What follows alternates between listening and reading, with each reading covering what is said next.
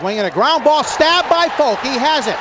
He underhands to first, and the Boston Red Sox are the world champions. For the first time in 86 years, the Red Sox have won baseball's world championship. Can you believe it? Welcome back to the Fenway Files. My name is Tyler, and thank you for joining us on this wonderful Tuesday evening. I do apologize for my every other week podcasting schedule. It's been really crazy. My life's kind of going off the rails. Not really going to get into any of that stuff, but it has been literally since the trade deadline on July 31st that I have recorded a podcast. So we do have a lot of stuff to get to. I'm going to try my best and be as calm, cool, collected as possible. I'm also going to try and keep my noise volume down because my daughter has slowly started turning into a light sleeper, so I have to be careful with how loud I talk. So, before I even get started,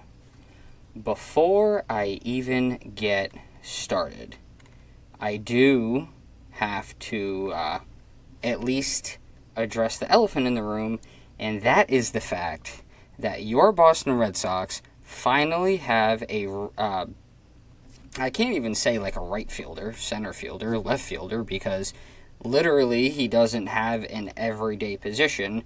But the one thing that the Boston Red Sox do have is a generational player for the next 10 years almost.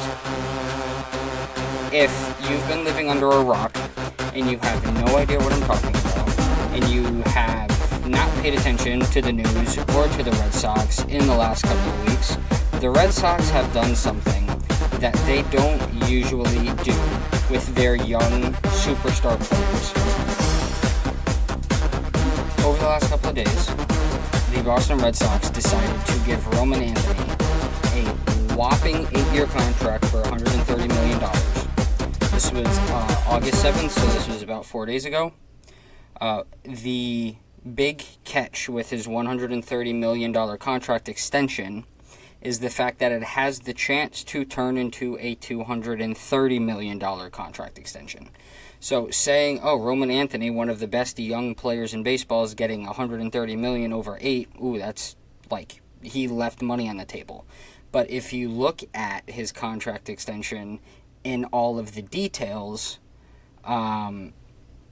there's a lot like in the escalators that can turn him into one of the wealthiest players in the league.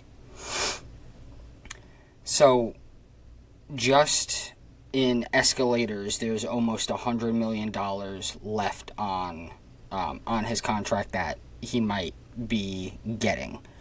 So those escalators are the following. So again, Roman Anthony, and this is something that the Red Sox do not do, keep that in mind.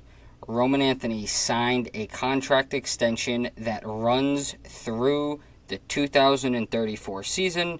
It's an 8-year, $130 million contract that could quickly turn into a $230 million contract.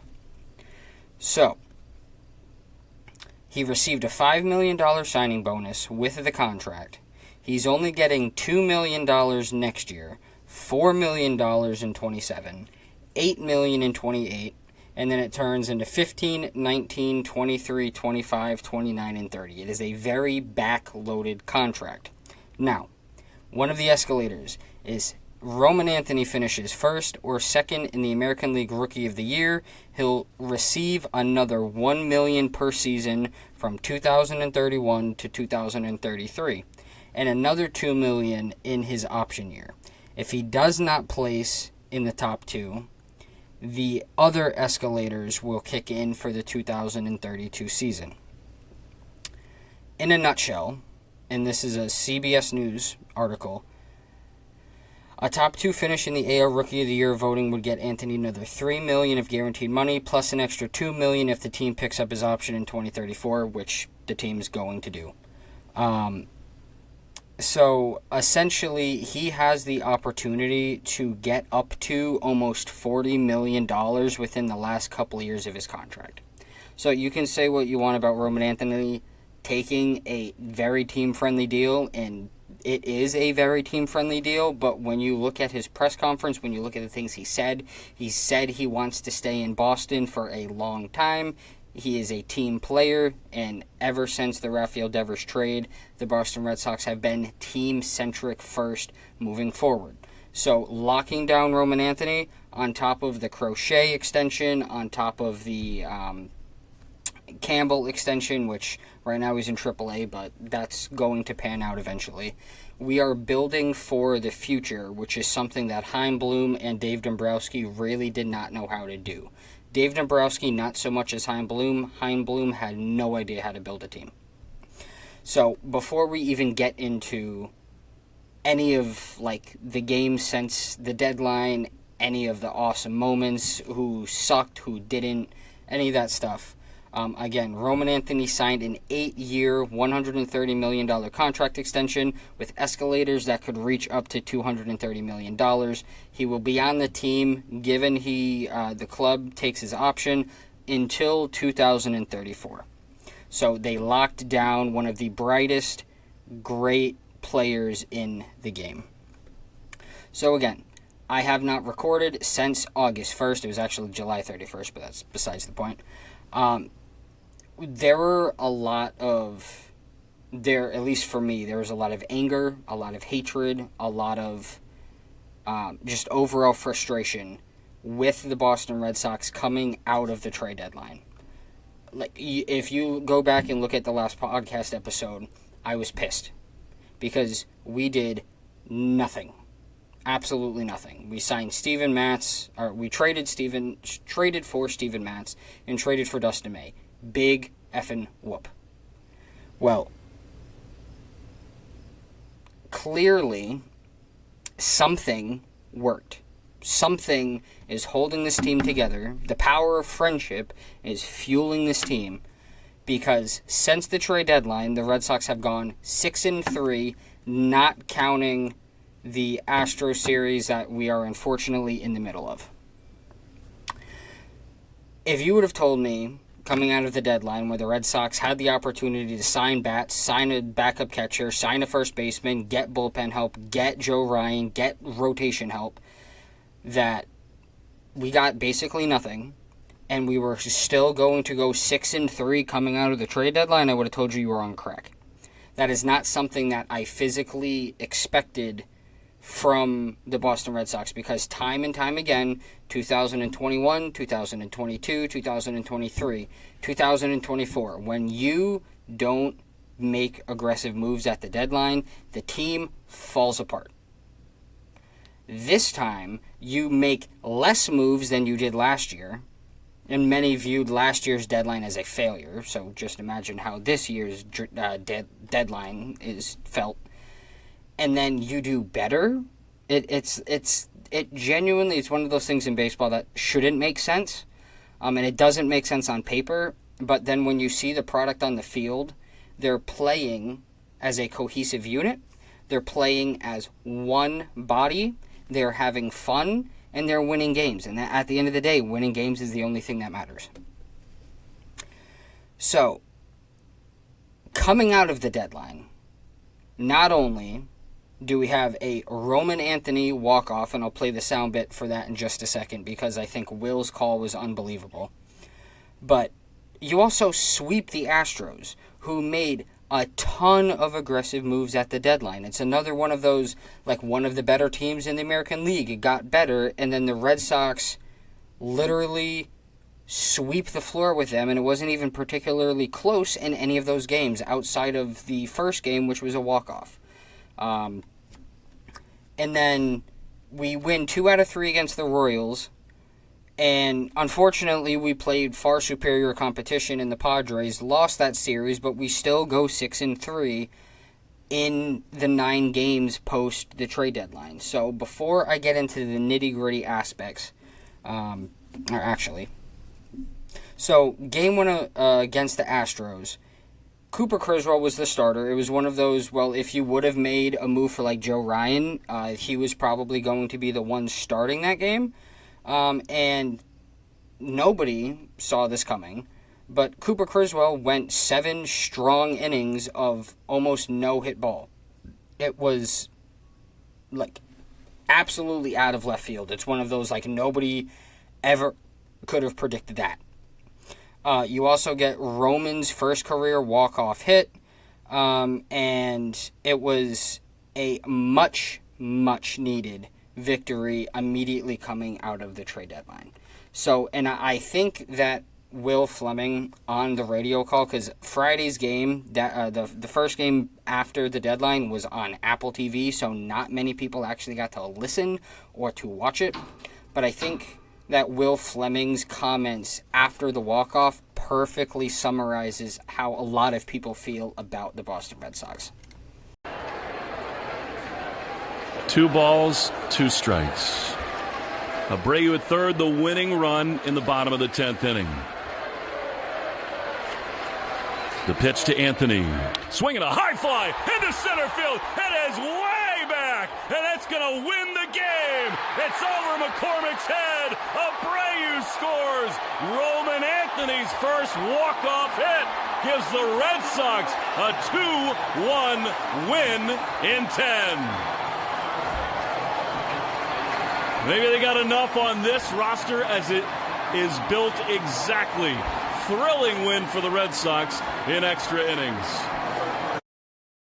So Will said he thinks that the Red Sox have enough on the roster as it is. And at the time of the Astros series, I and much of Red Sox media, much of Red Sox Twitter, much of the Red Sox fan base would have agreed with him. Now, obviously, coming out of the Padres series where you could see that there were definitive holes on the roster that should have been filled at the deadline, when you have one team that basically makes the best bullpen in the history of Major League Baseball, it's hard to win those type of games.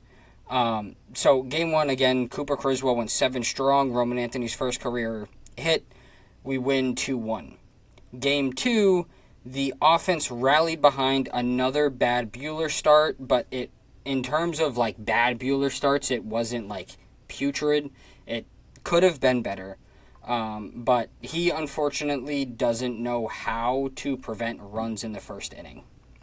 But our offense looked excellent all throughout Game 2 and honestly all throughout the entire series.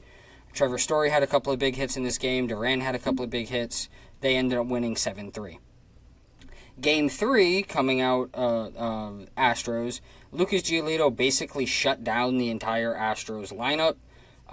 And the pitching for the Astros melted in the 4th inning. Framber Valdez looked absolutely putrid.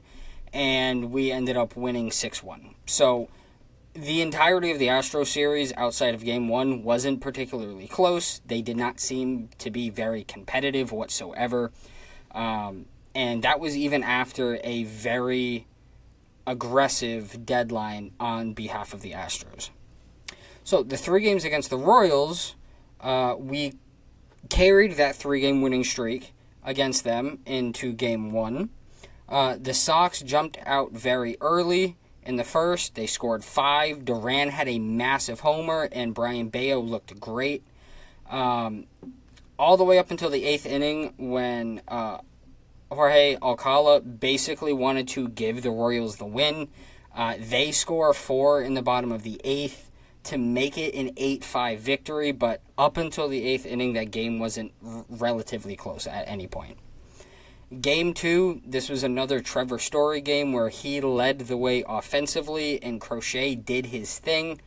Red Sox beat up on a pretty crappy Royals bullpen. They clearly needed help at the deadline, and they didn't really make any aggressive moves to make their roster any better. And then Game 3 was Dustin May's debut. Game 2 was a 6-2 victory against the Royals. Game 3 was Dustin May's debut on the Red Sox. He was one of the only 2 players that the Red Sox actually traded for at the deadline, and he looked great in the first 2 innings. And then the 3rd inning came around, and the dude melted like wet ice cream. He did not look comfortable at any point in time from the start of the 3rd inning all the way until he exited in the bottom of the top of the 4th. The Red Sox jump out early, but then after May basically collapsed, ran out of gas is what it looked like, he was gone by the 4th inning. And then Jordan Hicks, and I'll be getting to Jordan Hicks, don't worry. We got a lot to get to today. Between Jordan Hicks and Dustin May, the Red Sox never stood a chance, because when the two guys that you depend on the most coming either out of the rotation in May or the bullpen in Hicks literally want nothing to do with throwing strikes, it's kind of hard to win ball games. So they ended up losing 7-3. So we took 2 out of 3 against the Royals. It was a series victory, but when you lose the series finale, the vibes going into the Padres series are a little out of place. Now, the Padres series is weird because we looked excellent in Game 1, and then we looked miserable Games 2 and 3. Like, in Game 1, you could tell that the Red Sox knew how to play baseball. Arguably, it was Walker Buehler's best start in a Red Sox uniform. Connor Wong tripled his RBI total from before the game. He walked in with 0 RBIs on the season off of hits. He only had 2 RBIs off of sac flies individually. He ends up having 3 on the day on a RBI double, bases clearing. Abreu had a massive homer off of Nick Pivetta. Yoshida padded the lead in the ninth. Our bullpen looked a little rocky at the end. Chris Murphy basically walked in 2 runs. Nick Pivetta looked horrible the entire game. He looked like Nick Pivetta from the Boston Red Sox a couple of years ago. And we ended up winning 10-2. Now, going out of that game, I was like, this team has the chance to be competitive against any other team in baseball. And then in Games 2 and 3, we didn't even look like we wanted to be at Petco Park. In Game 2, we did try. I can't ignore it. The Red Sox, and especially Roman Anthony, tried their best to claw back into the game. But the Padres did end up walking it off in the 10th on a Ramon Laureano base hit, one of the players that they acquired at the deadline. This was also Xander Bogaerts' kind of like reunion with the Red Sox. He had a massive homer. He had a massive series, honestly. And even with a really bad, banged-up Michael King, the Red Sox could not take advantage, and we ended up losing 5-4. Game 3, Dylan Cease did what Dylan Cease does. The Red Sox struck out 13 times. When you have 27 outs in a game, when you strike out almost exactly half of those times, it's kind of hard to win games. Bayo also got knocked around, and it was over by like the 7th inning. The Red Sox lost 6-2. So, again, over the last 9 games, not counting the 2 against Houston, the one that's going on currently and the one from last night, the Red Sox went 6-3,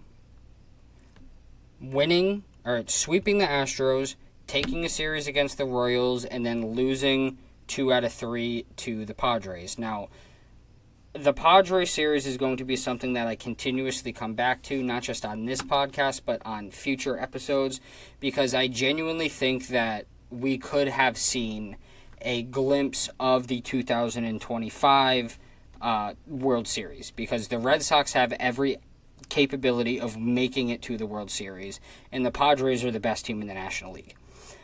So the fact that we looked competitive for at least the first 2 games, Dylan Cease is Dylan Cease. I'm pretty sure if Dylan Cease is matched up against Garrett Crochet, I don't think we lose 6-2, but it's one of those situations where we have to wait and find out. So, over the last 9 games, not including the Astros series, your highlight player of the week is none other than Alex Bregman. Alex Bregman, since August 1st, he is batting .324, 11 hits, 1 homer, 4 RBIs, and 6 runs scored in 10 games. Again, so Alex Bregman is your highlight player of the week. Now, I didn't like the way that low-light player of the week sounded out of my mouth, so I changed it to the garbage player of the week. So your garbage player of the last 3 series is none other than Jordan Hicks. Now, I toiled with this a little bit because I could have picked Walker Buehler, I could have picked Chris Murphy, I could have picked Jorge Alcala, but Jordan Hicks, in his last 5 appearances dating back to August 1st, which is the last time we recorded, he has an ERA of 7.94 with only 6 strikeouts in 5 appearances. He also has 3 walks and absolutely no control of the strike zone whatsoever. He honestly is like the weirdest player to me because he has the stuff to get strikeouts, and then he just has no idea where the ball's going at any point in time. At literally any point in time. So what do the standings look like now? These standings, unfortunately, are going to include the 2 games against the Astros, or at least maybe 1 or 2 of the games against the Astros. Your Boston Red Sox are 65-55. They are in second place still, 4.5 games back of the first place Toronto Blue Jays. The Toronto Blue Jays are 69-50. They have been playing some of the best ball in the league outside of the Milwaukee Brewers. The New York Yankees are slipping again. They are 63-56, 6 games back of the Toronto Blue Jays. There's been real no change with the Tampa Bay Rays or the Baltimore Orioles. The Tampa Bay Rays are 58-62, 13.5 back, and the Baltimore Orioles are 53-65, 15.5 games back. Now, for whatever reason, I lost... What in the world? Give me just a second. Sorry. I lost...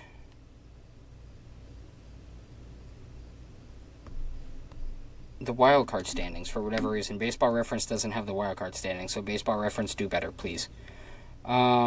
Standings. This is going to take me literally 2 seconds. So your Boston Red Sox, as we speak, are still holding that second wildcard spot. The Mariners have been playing some of the best baseball in the league. They have taken over the first wildcard spot. They are 67-53. We are 2 games behind them for that first wildcard spot. So the Yankees are holding on to the last wildcard spot at 64-56. And the Cleveland Guardians, who have been on a huge hot streak recently, they are 62-56, 1 game back of the Yankees. So the American League wildcard race is getting very, very tight.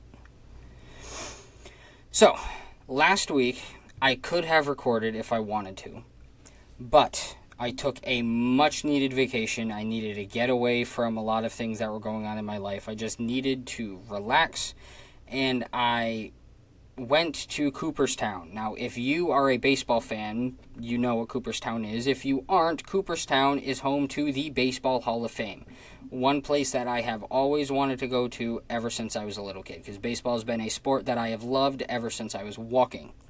So I do have a couple of big takeaways from the Baseball Hall of Fame, outside of the fact that the Baseball Hall of Fame, in my opinion, is the best Hall of Fame that you can ever go to in any sport, ever. It is you walk into the village, because Cooperstown is basically a small village in upstate New York, right next to Lake Otsego.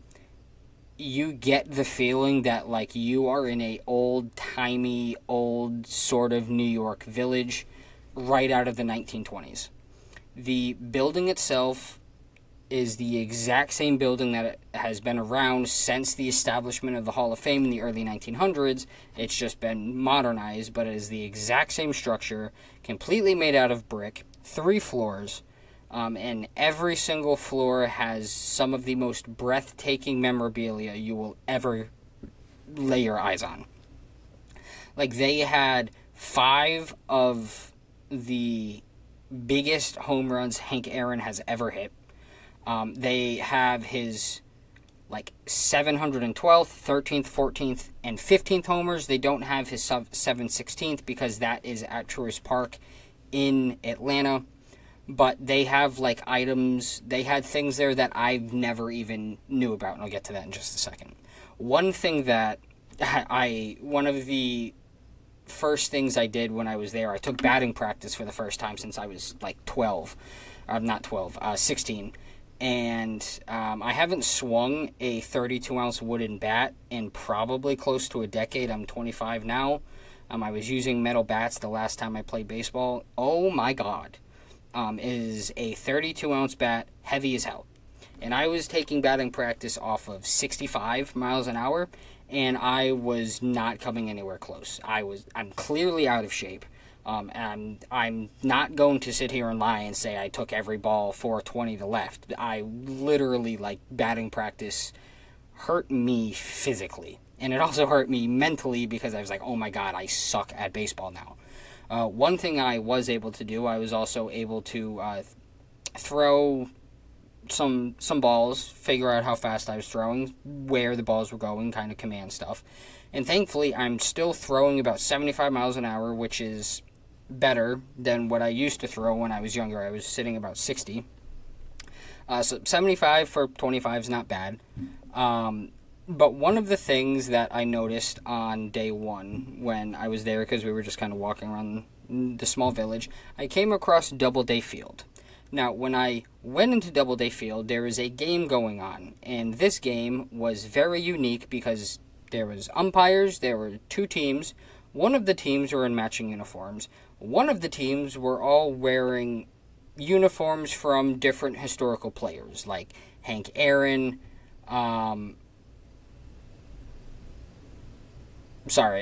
Twitter, the Red Sox game's going on right now, and it's going in our favor. But, Hank Aaron, Dave Parker, there was a,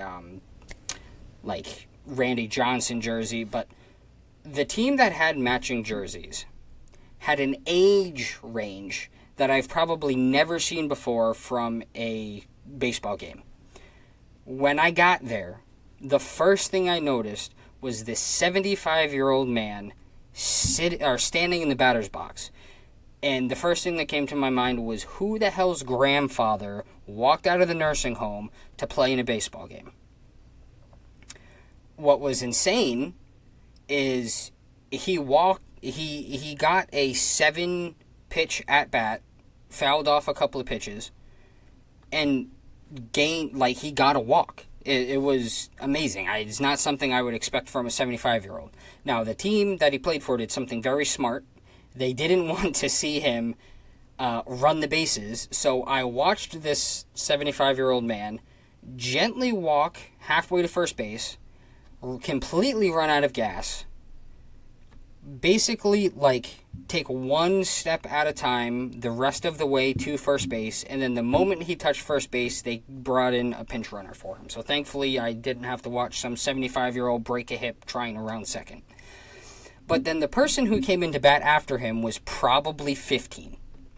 So it wasn't even a pickup game because they had umpires, and they were on a time limit, a 2-hour time limit, which is common now in in baseball stadiums around the country.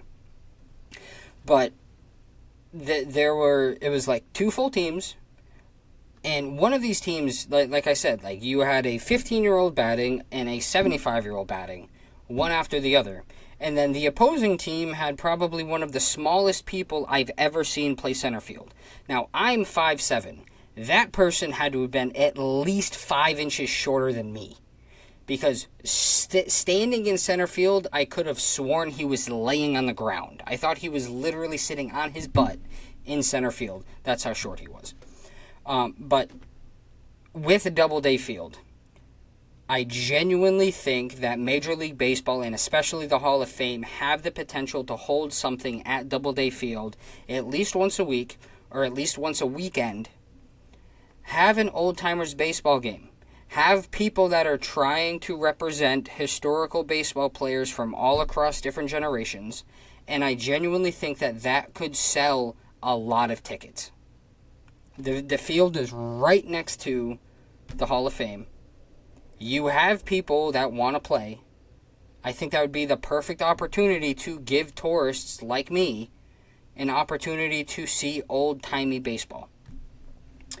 I absolutely loved every aspect of the Hall of Fame up until I got to a spot that showcased the bleacher creatures from Yankee Stadium, which killed the entire vibe and all of my happiness and all of my joy, having to listen to Aaron Judge. Like, that guy is the corniest, stupidest son of a gun on the planet. Like, genuinely, he is a, 55-year-old man without a day job. I don't even know if he has a family. He's just corny and stupid, and I literally cannot stand his existence. And the fact that he was in the Hall of Fame pissed me off so much. I genuinely, I told the person I was with, it took every fiber in my body not to walk out the door. I also found out that Rhode Island is home to, and I'm from Rhode Island, Rhode Island is home to the oldest women's baseball league in the entire country. And I've been a baseball historian for most of my life. I have loved different aspects about baseball history ever since I was little, and I have never heard of a women's baseball league in Rhode Island at any point in Rhode Island history, let alone the fact that it is still around in the year 2025. Give me 1 second.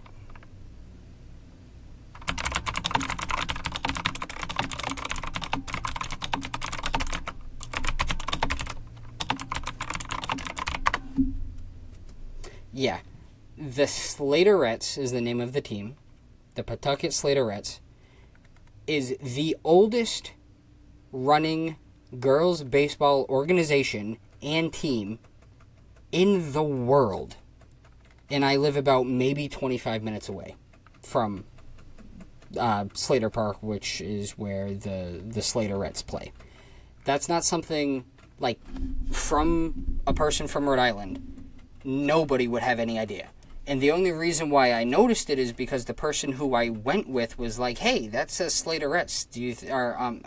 That says Pawtucket. Do you think that's talking about Pawtucket, Rhode Island? And then I did a little bit of research, and I was like, holy shit, that's talking about the oldest, longest-running women's baseball organization in the world. So, something awesome that I found about the state that I live in.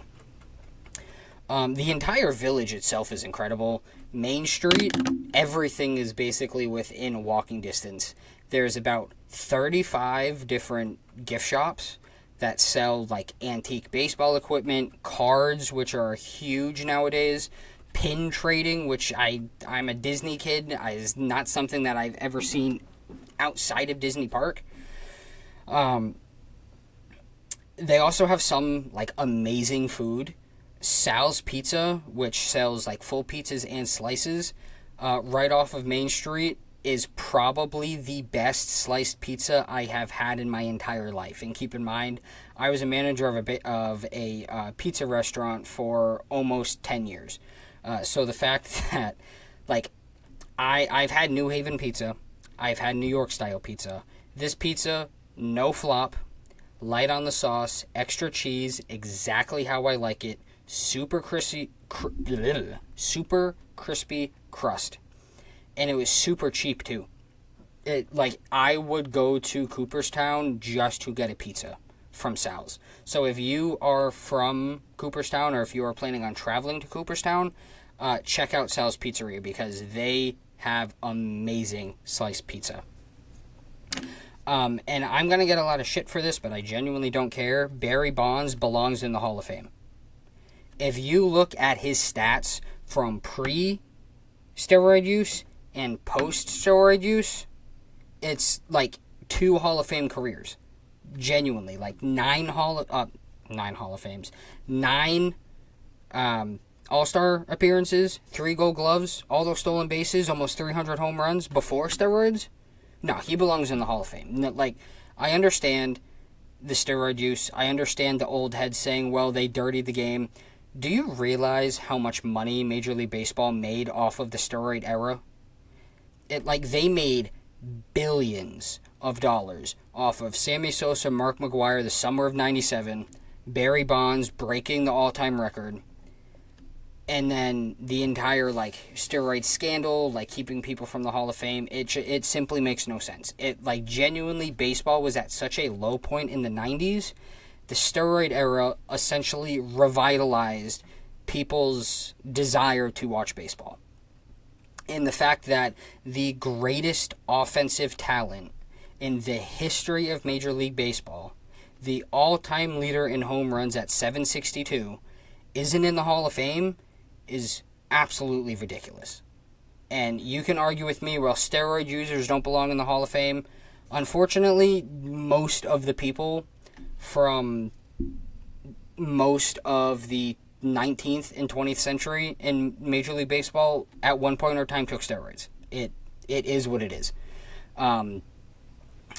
Like, I view cheating scandals like steroids on an entirely different level than when it comes to, like, something where you're trying to gain an unfair advantage team-wide.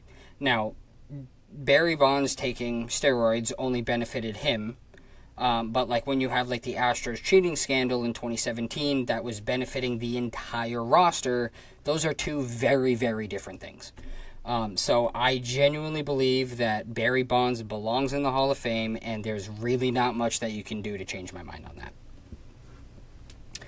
But so overall, going to Cooperstown for those 3 days was probably the best, 3-day trip I have ever been on.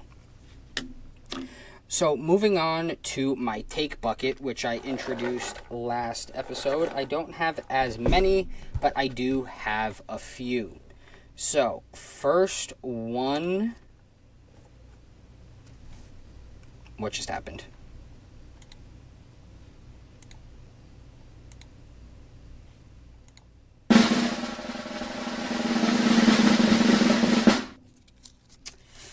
Let's see what we got here.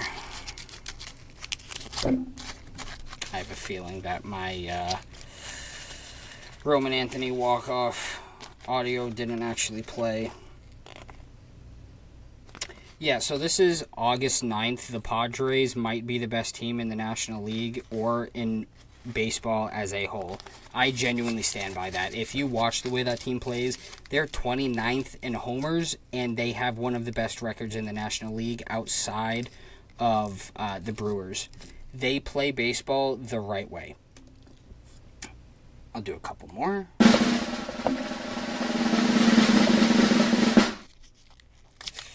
Sorry, I crumpled up these way too much. August 3rd. Speaking of Astros cheating scandal, I fucking hate Carlos Correa. Carlos Correa was traded back from the Twins, back to his original team, the Astros, and of course he figured out how to hit home runs all of a sudden. I understand that Alex Bregman is on the 2025 Boston Red Sox. He was a rookie in 17 when the cheating scandal broke out. I genuinely believe with Carlos Correa's attitude, his behavior on the field, off the field, he genuinely is one of the worst people in Major League Baseball. Like, period. I'll probably do one more after this one. I gotta stop squishing these up so much. I'm sorry. Okay, August 5th. Jordan Hicks might be the worst bullpen arm to throw over 100. Absolutely. Jordan Hicks throws a 101-mile-an-hour sinker and a 100-mile-an-hour four-seamer, and he genuinely has no idea where any of the pitches are going, and it's actually kind of hilarious.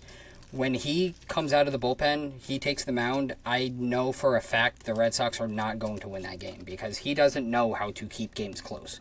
And what I'm not looking forward to is the fact that he has 2.5 more seasons of team control in his contract. I know for a fact I'm going to see at some point in time next year, probably in the offseason, that the Red Sox plan on stretching him out into a starter, and that is going to be the day I jump off of the George Washington Bridge. One final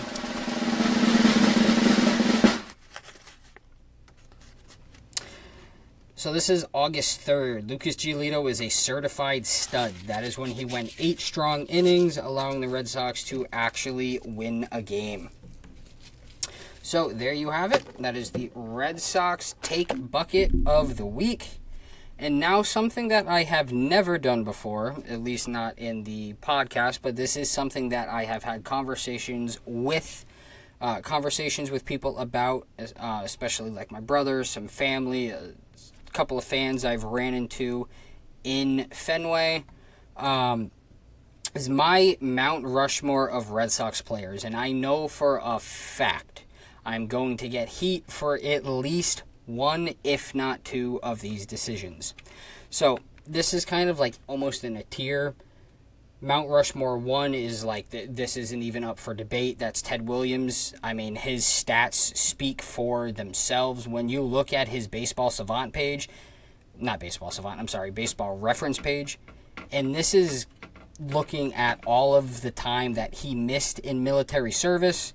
He had a career WAR of 121.8, 521 homers, a career 344 batting average, almost 2,000 RBIs with 1,839, a career on-base percentage of 482, a career OPS plus of 191.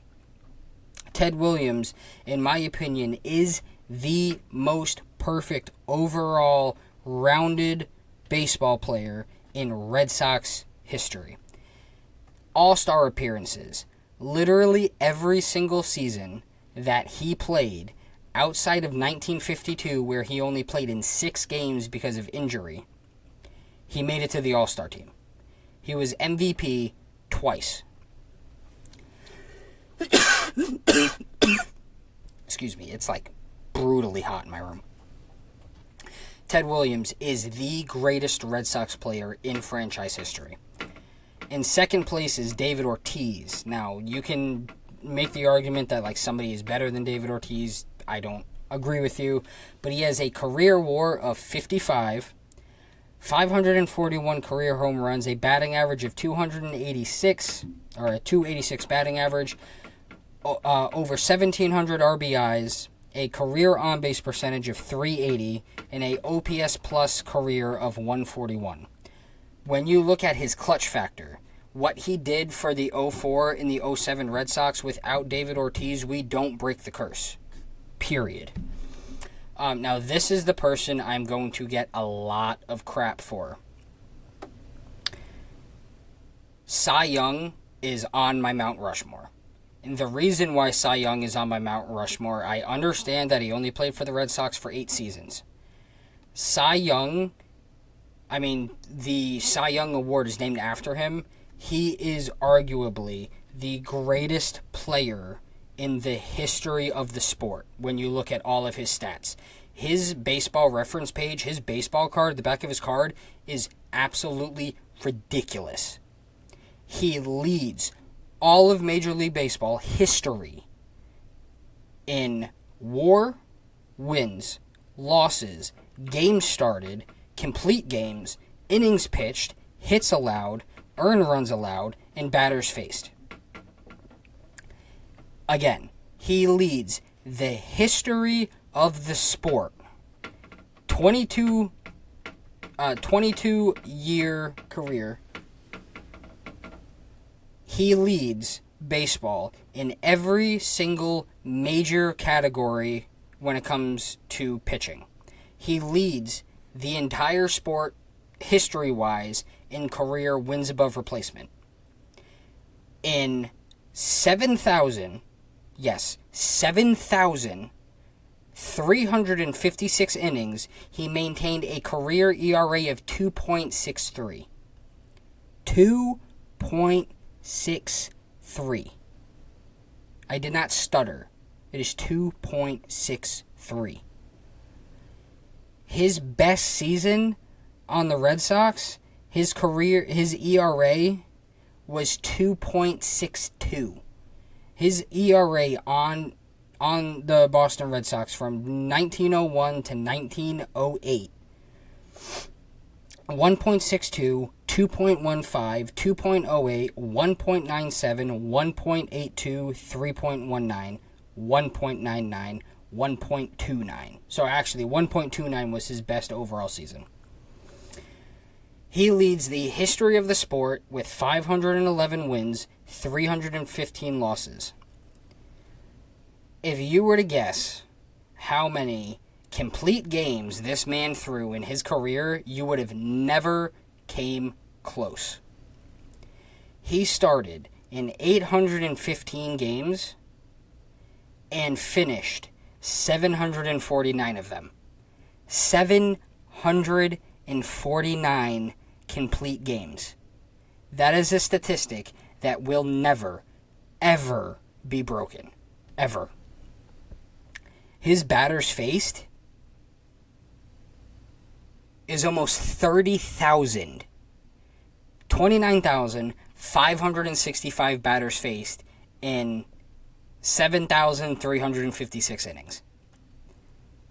That is absolutely insane. I don't think people understand how important Cy Young was to the Red Sox from 1901 to 1908, securing our first World Series victory, but also his importance to baseball as a whole. Now, the fourth member of my, Mount Rushmore is none other than Pedro Martinez. Pedro Martinez, in my lifetime, was one of the most and is one of the most dominant pitchers to ever take the mound. Career had an 83.9 WAR, 219 wins to 100 losses, career ERA of below 3, 2.93 in 476 games. He started in 409, did have 3 saves, pitched just over 2,800 innings at 28.72, and had 3,154 strikeouts. While he was on the Boston Red Sox, in a 2-year span, he basically accumulated 20 WAR.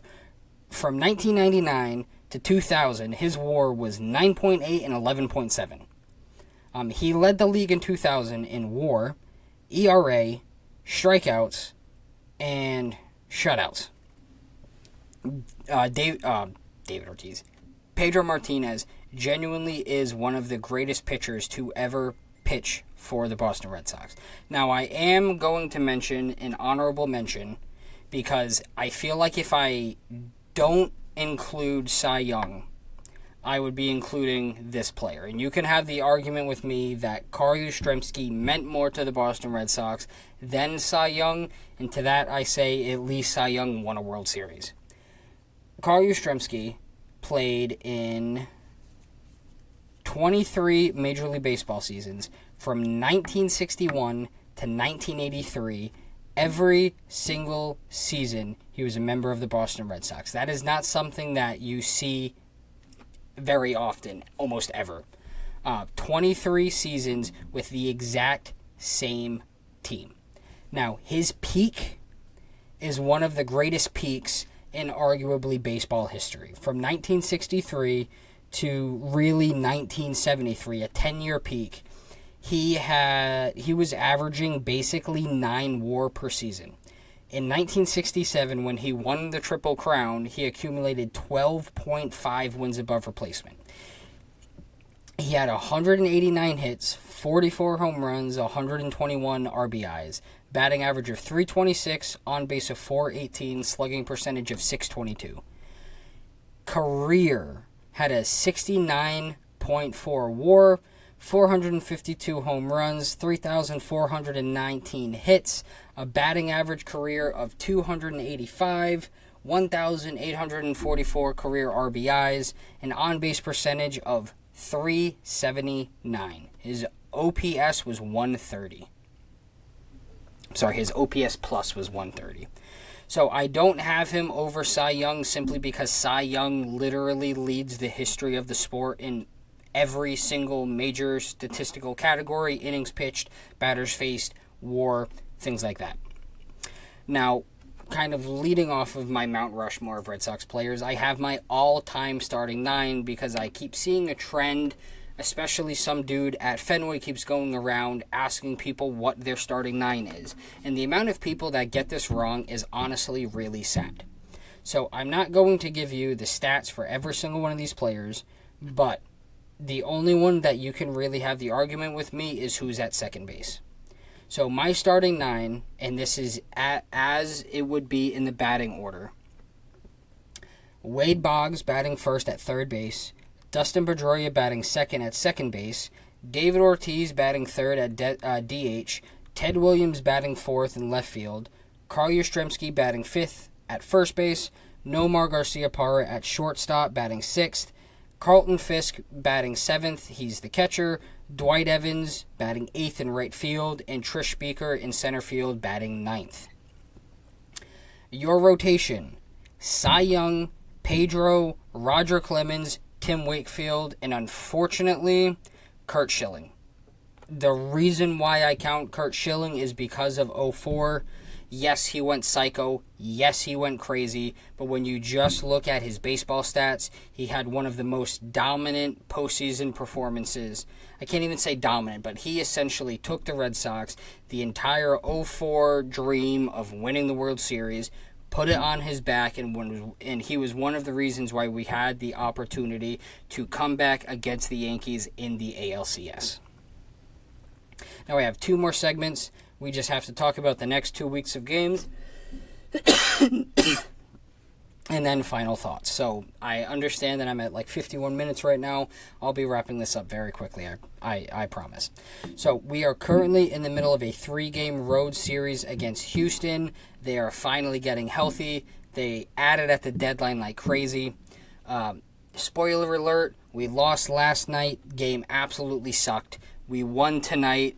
Offense looked incredible. Pitching basically shut down the Astros offense completely. But then we have a 5-game homestand, 3 against the Marlins, I'll be at Game 3, and 2 against the Orioles, which is a really weird 2-game series because you don't really play 2-game series that often. Then you jump on the road for a 4-game series against the Yankees. So, the next time I record, it might be next week, it might be the week after. Right now my life's really crazy. But you have 3 against Houston, then 3 against the Marlins, 2 against the Orioles, and 4 against the Yankees. So I will be recording at some point between then, but I will tell you that I will be at the final Miami Marlins game on the 17th. It is on-field photo day, so I'll be able to experience something that I have never had the opportunity to experience in my life, stepping onto the exact same turf that Ted Williams, Carl Yastrzemski, David Ortiz, Pedro Martinez, I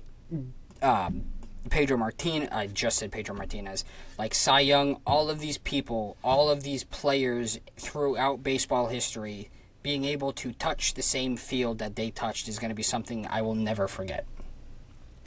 So, going into my final thoughts, my first final thought coming right after I'm explaining what our next couple of weeks are looking like is once we get through the Houston series that we are currently in the middle of, our schedule gets a hell of a lot easier. Let me just... Red Sox schedule, because it's actually kind of funny how bad the teams are playing. Marlins, Orioles again after the Yankees, Pirates, now we're going into September. The Guardians concern me a little bit. The D-backs fire sold their entire team. The Athletics don't even have a stadium to play in. The Yankees, Athletics again, Rays, Blue Jays, Tigers. So you, in the span of the next, say, month and a half, play more teams under 500 than any other team in baseball. So if the Boston Red Sox want to get to 90 wins, which I fully believe they have the capability of doing so, the schedule allows them to do that. There genuinely is no reason why you, the Boston Red Sox, cannot be in the postseason when you have 6 games against the Orioles, 3 games against the Marlins, 3 games against the Pirates, and then the Athletics for 6 games, and the Diamondbacks for 3.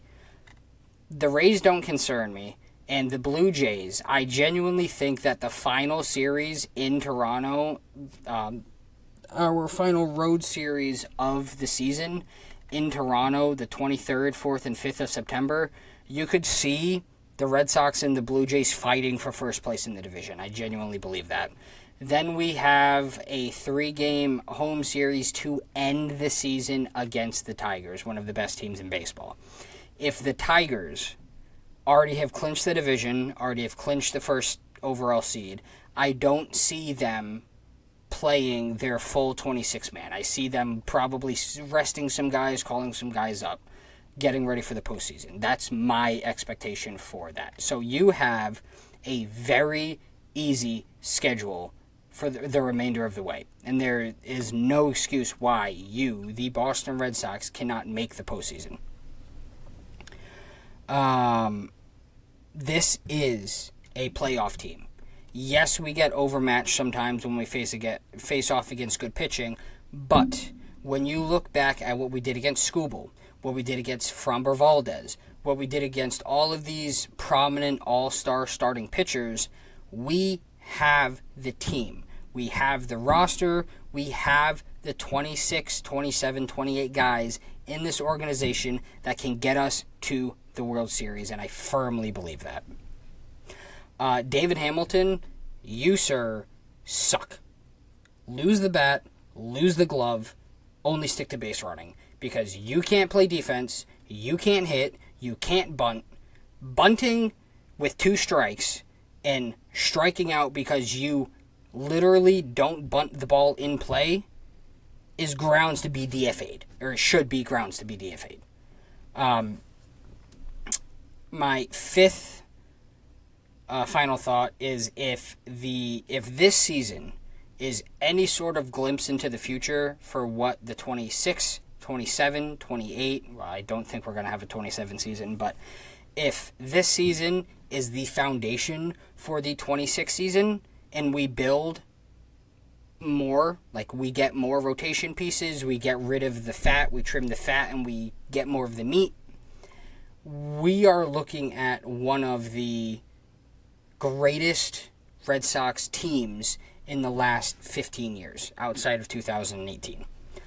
With Crochet, building a rotation around him, with all of the free agents, you have Framber Valdez, Joe Ryan's got 2 years of team control, but Valdez, Cease, Michael King, like you can build a all-star rotation this upcoming offseason.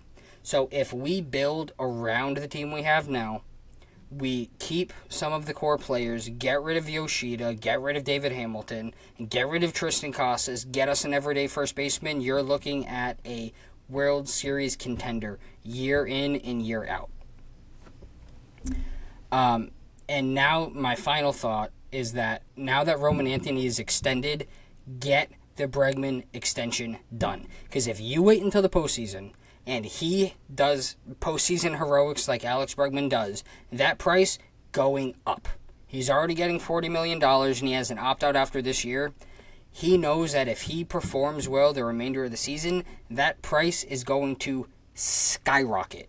Especially when players like Vladdy Guerrero and Juan Soto are getting basically $65 to $70 million a season. So get that extension done now. Do not wait till the postseason to do it. Do not wait till the offseason to do it. Do it while the team is hot, and I genuinely think that that might even propel us even further into a positive mindset. That'll get the vibes even higher. That will genuinely be, like, if you get the Bregman extension done, Craig Breslow, you might as well get a damn statue outside of Fenway Park. Because Crochet, Chapman, Roman Anthony, Christian Campbell, like, the Bregman extension, presuming it's coming, Brian Bayo, like, building the team that we have now in the short amount of time that Craig Breslow's been the CBO for this team is absolutely incredible. And it's what's funny about Craig Breslow is when he makes a move, it either is a massive win for us or it's a massive win for somebody else. When we traded Quinn Priester to the Brewers, we didn't think anything of it, and he's been one of the best pitchers on their team. When we traded for Garrett Crochet, it was like the entire world stood still. When we got Aroldis Chapman, it was like, oh, we're going to take a flyer on this 41-year-old closer, and he's been one of the best closers in the American League. Like the Alex Bregman signing has worked out. The only thing that really has not worked out is Walker Buehler, and you can make the argument about the trade deadline. But if he can get the Bregman extension done, you might as well just build him a statue outside of Fenway. So, sorry for the long episode. I'm now past an hour. I'm going to hop off. Okay, sorry. I'm going to hop off. I hope you guys all have a wonderful rest of your week, and I hope to see you all next time.